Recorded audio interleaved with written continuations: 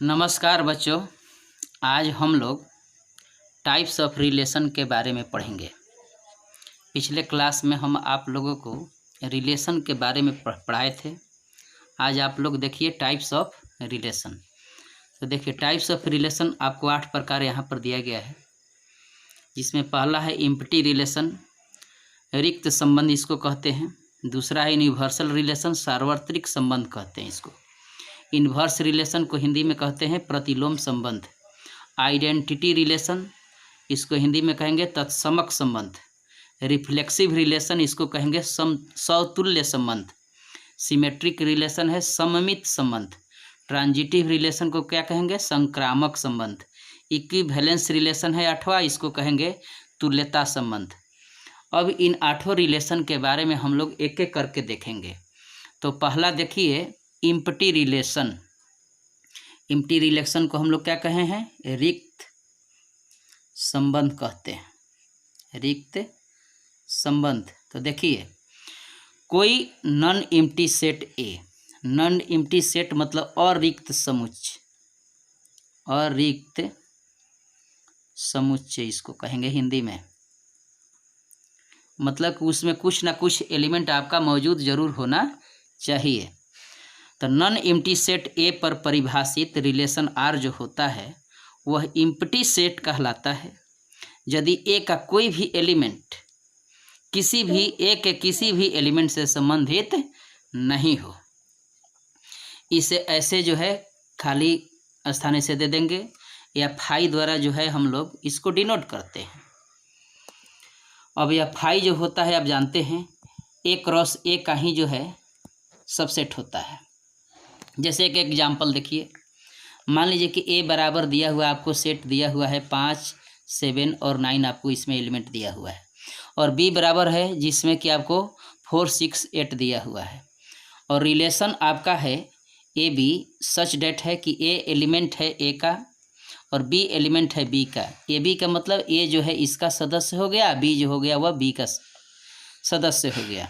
तो ए minus B एक even number है। अब आप निकालिए, देखिए तो 5 में से 4 घटाइए। आर बराबर जब हम लोग निकालेंगे तो 5 में से 4 घटाइए, चाहे 7 में से 6 घटाइए, चाहे 9 में से 8 घटाइए, आप 7 में से 4 भी घटा सकते हैं, कोई भी आप घटा करके देखिए तो आपका जो मान आएगा यहाँ 1 आएगा, यहाँ पर आपका 1 आएगा, यहाँ पर भी आपका 1 आएगा। ये कभी भी इवन नंबर है, मतलब कि ए माइनस बी का मान जो है एक कहता है कि रिलेशन में इवन नंबर होना चाहिए, जो कि हमारा कोई भी इवन नंबर नहीं आ रहा है।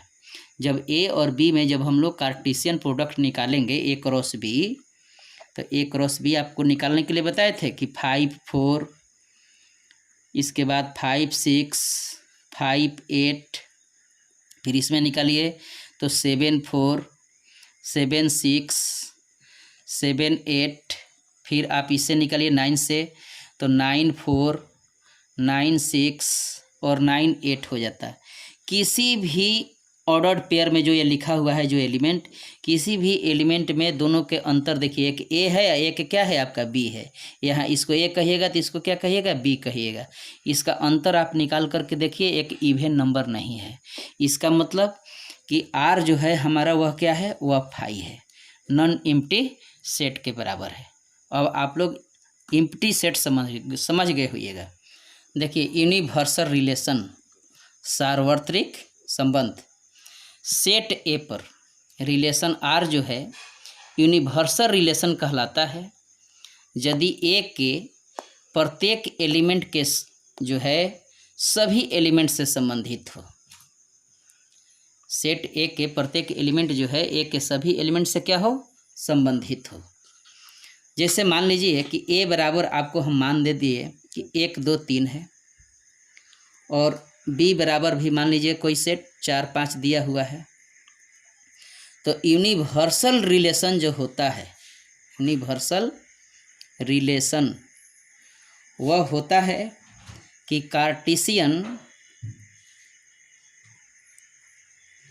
Cartesian product of A cross B, यानी ए क्रॉस बी के जितने भी होंगे ऑर्डर्ड पेयर वो सब जो हैं यूनिवर्सल रिलेशन के इक्वल होंगे। आप इसका A क्रॉस B आप निकाल सकते हैं, तो वह सारा मान जो होगा वह क्या होगा, यूनिवर्सल रिलेशन होगा। देखिए सेट A बराबर दिया हुआ है 1 2 3, B बराबर 4 5 है, तो कहा जाएगा कि इसका यूनिवर्सल बताइए, रिलेशन क्या होगा, यूनिवर्सल रिलेशन। तो यूनिवर्सल रिलेशन R जब निकालेंगे तो वह आपका A क्रॉस B के इक्वल हो जाएगा। इसका कार्टेशियन प्रोडक्ट आपको निकालना है, मतलब कि आप निकालना जानते हैं कि 1 4 1 5 2 4 2 5 3 4 और 3 5 हो गया। तो ये सारे जो है मान आपका यूनिवर्सल रिलेशन के इक्वल होंगे, यूनिवर्सल रिलेशन कहलाएगा।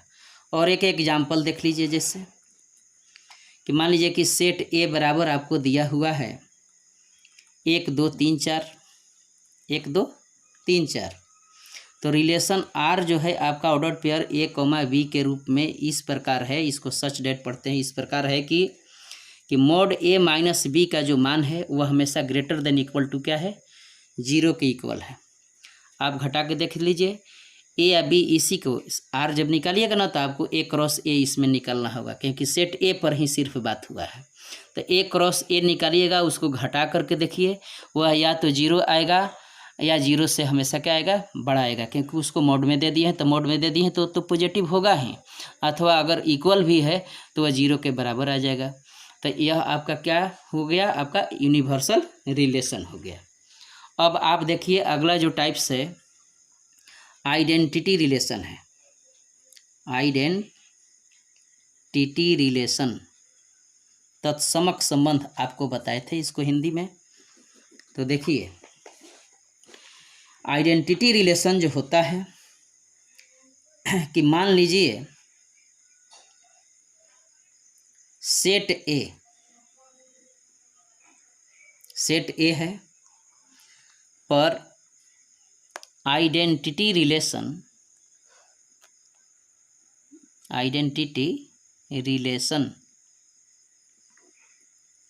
जिसको कि IA से आप डिनोट करते हैं, यह इस रूप में है कि XY के रूप में मान लीजिए कि इसके एलिमेंट है, सच डेट X आपका एलिमेंट है A का और Y भी आपका एलिमेंट है A का, एंड X बराबर आपका है Y।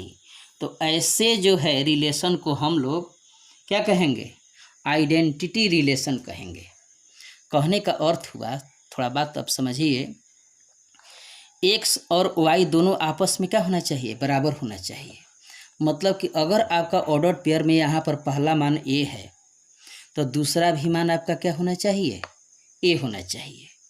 अगर यहाँ पर C दिया हुआ है तो यह मान भी आपका क्या होना चाहिए, C होना चाहिए। अगर यहाँ पर 1 दिया हुआ है तो यहाँ आपका क्या होना चाहिए, 1 होना चाहिए। ऐसा कभी भी नहीं होगा कि इसमें 1 है तो इसका मान जो है 2 हो जाए, अब यह आइडेंटिटी रिलेशन में नहीं आएगा, ऐसा नहीं होना चाहिए। कहने का अर्थ हुआ कि आप इंग्लिश में ऐसे भी लिख सकते हैं कि the identity relation is set of all ordered pairs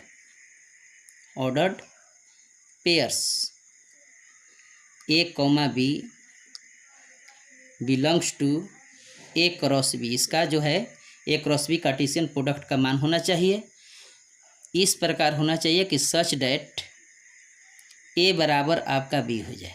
ये दोनों मान आपस में क्या हो जाना चाहिए, बराबर होना चाहिए। इसको IA द्वारा आप डिनोट करते हैं।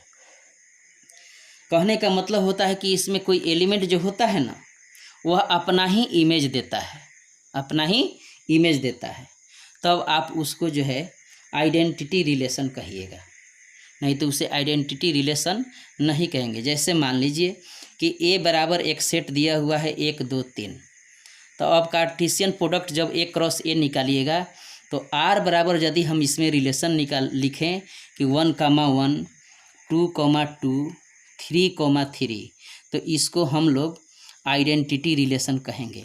क्योंकि 1 जो है प्रत्येक एलिमेंट का, देखिए यहाँ पर इमेज उपस्थित है। 1 का 1 हो गया, 2 का 2 हो गया, 3 का 3 हो गया, तो इसको हम लोग आइडेंटिटी रिलेशन कहेंगे।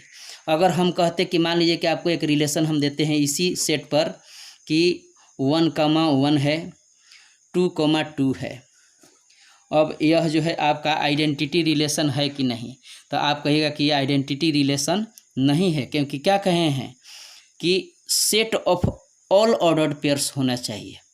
मतलब कि प्रत्येक सदस्य का अपना जो है उसमें इमेज दिखाई देना चाहिए। इसमें 3 भी जो है तो 3 का 3 नहीं दिया हुआ है, 3 भी होना चाहिए था, जो कि आपका यह सदस्य नहीं है, R1 का, R का सदस्य नहीं है, इसलिए यह जो है आपका आइडेंटिटी रिलेशन नहीं है, यह आइडेंटिटी रिलेशन है। और भी एक एग्जाम्पल दीजिए, देखिए मान लीजिए कि R1 R2 बराबर हम लिख दिए कि 1 1 है, 2 2 है यहाँ पर, और 3 3 भी है यहाँ पर, 1 3 दे दिए, तो 1 3 जब दे दिए तो अब यह आपका आइडेंटिटी रिलेशन नहीं हुआ, क्योंकि यहाँ 1 का जो है अपना इमेज यहाँ 1 ही बनना चाहिए था, जबकि यहाँ पर एक एक्स्ट्रा 3 दे दिया गया है। ये तो सब ठीक है, तीनों मान ठीक है कि तीनों का अपना अपना इमेज दिया हुआ है, लेकिन यह मान देने से क्या होगा कि यह आइडेंटिटी रिलेशन में नहीं आएगा। तो अब आप लोग आइडेंटिटी रिलेशन को समझ गए होइएगा कि कोई भी एलिमेंट जो होता है ना अपना स्वयं का इमेज उसमें देता है, तो ऐसे रिलेशन को क्या कहेंगे, आइडेंटिटी रिलेशन कहेंगे। मतलब कि आइडेंटिटी रिलेशन आई ए जो होता है, आई ए जो होता है वह एक्स वाई के रूप में इस तरह से होगा कि एक्स एलिमेंट होगा ए का और वाई एलिमेंट भी होगा ए का, और इस तरह से होगा कि एक्स बराबर क्या हो जाना चाहिए, वाई हो जाना चाहिए। तो जब यह दोनों एलिमेंट आपका बराबर हो जाएगा तो एक्स एक्स हो जाएगा, चाहे वाई वाई हो जाएगा, चाहे ए हो जाएगा, चाहे 1 1 हो जाएगा। तो ऐसे रिलेशन को हम लोग क्या कहेंगे, आइडेंटिटी रिलेशन कहेंगे। अब आप देखिए रिफ्लेक्सिव रिलेशन, समतुल्य संबंध। तो समझिए पहले ऐसे, मान लीजिए कि आपको एक सेट ए दिया हुआ है 1 2 3 1 2 3, और इसका प्रत्येक एलिमेंट अपना ही इमेज देता हो, अपना इमेज देता हो, उसके अतिरिक्त कोई भी एलिमेंट हो भी सकता है और नहीं भी हो सकता है, तो उससे रिफ्लेक्सिव रिलेशन कहेंगे। कहने का मतलब कि R बराबर इसी सेट से हम लोग लिख रहे हैं कि 1 1 है, 1 2 2 है, 3 3 है, इसके बाद मान लीजिए कि 1 2 भी है, चाहे 1 3 भी है। तो देखिए 1 2 3 है, इन तीनों का जो है अपना इमेज इसमें मौजूद है, 2 का 2 है, 3 का 3 है। बाकी यह है कि नहीं है उससे हमें मतलब कोई नहीं है, हो भी सकता है और नहीं भी हो सकता है, लेकिन सभी एलिमेंट का अपना इमेज जो है उसमें उपस्थित होना चाहिए। तो ऐसे रिलेशन को हम लोग क्या कहेंगे, रिफ्लेक्सिव रिलेशन कहेंगे। इसको आप लिख सकते थे कि R बराबर जो होना चाहिए वह ए के रूप में रिलेशन होना चाहिए, जो इस प्रकार होना चाहिए, चाहे कहेंगे कि फॉर एवरी ए जो है सदस्य होना चाहिए आपका किसका, ए का होना चाहिए। प्रत्येक ए जो है एलिमेंट होना चाहिए किसका, सेट ए का सदस्य होना चाहिए। जैसे मान लीजिए कि हम सेट इसी पर बात करते हैं कि ए बराबर दिया हुआ है 1 2 3 दिया हुआ है। अब हम आपसे पूछते हैं कि कुछ रिलेशन दे करके कि यह रिफ्लेक्सिव रिलेशन है कि नहीं है। तो मान लीजिए कि इस पर एक रिलेशन लिखे कि R1 बराबर 1 1 है और 2 2 है। अब आपको बताना है कि यह रिफ्लेक्सिव है कि नहीं है, तो हम लोग कहेंगे कि यह रिफ्लेक्सिव नहीं है, क्योंकि सेट ए में 3 भी है और 3 का अपना इमेज इसमें उपस्थित नहीं है।